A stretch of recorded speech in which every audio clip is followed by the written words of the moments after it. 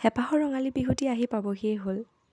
বিহুৰ যা যোগাৰ পিছে আপোনালোকৰ কেনেকুৱা চলিছে মোক জনাবচোন দেই। মায়ে মই আজি ওচৰৰ বৰমা এগৰাকী ঘৰত এয়া চাউল খুন্দিলোঁগৈ। মই পিছে ইমান বৰ ভালকৈ এইবোৰ কৰিব নাজানো। ঢেঁকী দিয়াটোতো দূৰৰে কথা, চালিবও ভালকৈ নাজানো। অলপ চলপমান চালি দিছোঁ আৰু।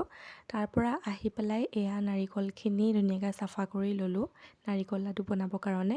আৰু এফালে ভাতকেইটাও ধুনীয়াকৈ যোগাৰ কৰি পেলাই লৰালৰিকৈ বনাই মেলি লৈছোঁ। তাৰপিছতে এয়া ধুনীয়াকৈ এসাঁজ খাই ল'লোঁ।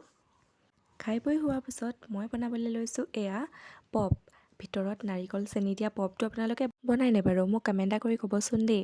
আৰু যদি নাই বনোৱা আজিলৈকে তেন্তে এবাৰ ট্ৰাই কৰি যাব। বনাবলৈও খুব ভাল আৰু খাবলৈও বহুত টেষ্টি। কিছুমানে এইটো বস্তু ফ্ৰেম ইউজ কৰি বনায়, কিন্তু মই হাতেৰে বনাই বেছি ভাল পাওঁ। ফ্ৰেম ইউজ নকৰোঁ, কাৰণ হাতেৰে যেতিয়া পাকটো দিয়া হয় তেতিয়া বেছি ধুনীয়া লাগে দেখিবলৈ। আৰু এইফালে পপখিনি মোৰ ৰেডি হৈ গ'ল। ধুনীয়াকৈ এইখিনি ভাজি মেলি কাঢ়ি মেলি ল'লোঁ।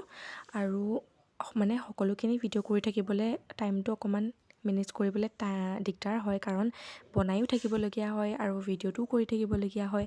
তো বুজি পাইছে চাগে ন? আৰু এইফালে মায়ে বনাই আছে তিলপিঠা। মই পিছে তিলপিঠা ইমান বনাব নাজানো, সেইকাৰণে মই এইটো চেপ্টাৰৰ পৰা আঁতৰতে আছোঁ।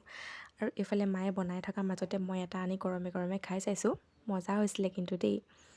তাৰপিছতে এয়া বনালোঁ কেক, তিলৰ লাডু, মিঠৈ আৰু নেক্সট কি কি বনাই আছোঁ আপোনালোকক সোনকালে দেখাই আছোঁ দেই। আজিলৈ আহিছোঁ।